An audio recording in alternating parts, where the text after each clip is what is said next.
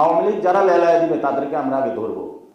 আগে যখন আমরা একটু মাঠে কথা বলতাম আপনাদের সামনে যে ইলেকশন ঠেকাইতে চাই, তো এতদিনে তো আমরা মরিয়া প্রমাণ করিলাম বাংলাদেশে আমরা ইলেকশনে করতে চাই, সংস্কারও করতে চাই। এটা তো অ্যাটলিস্ট এখন আপনাদের বিশ্বাস করা উচিত।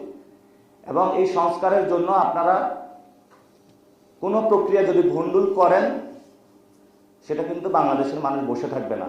কিন্তু হাসিনার বিচারের কি খবর, এ বিষয়ে আমরা পর্যন্ত কোনো বক্তব্য দেখলাম না। তো এটা যদি ভোটের মাধ্যমে হাসিনা যদি ফাঁসির দণ্ড থেকে নিস্তার পেতে চায়, যে আমরা বিএনপিকে কিছু ভোট দিয়েছি, দফা রফা হয়েছে, আমি বিচার থেকে মুক্তি পাবো, এই চিন্তা আপনারা করবেন না। তাহলে হাসিনা এবং আপনাদের দুইটাই একসাথে হলো, বাজে পরিস্থিতি আপনাদের হবে। আর একটা নাকি চিন্তা করতেছে যে এনসিপির পোলাপেন বেশি বাড়তেছে, এদেরকে আওয়ামী লীগ লেলায়া দিতে হবে অফিস খুলে। বিএনপির দরকার কি, আমরা এখন রিল্যাক্স মোড থাকি, আওয়ামী লীগ লেলায়া দিতে হবে।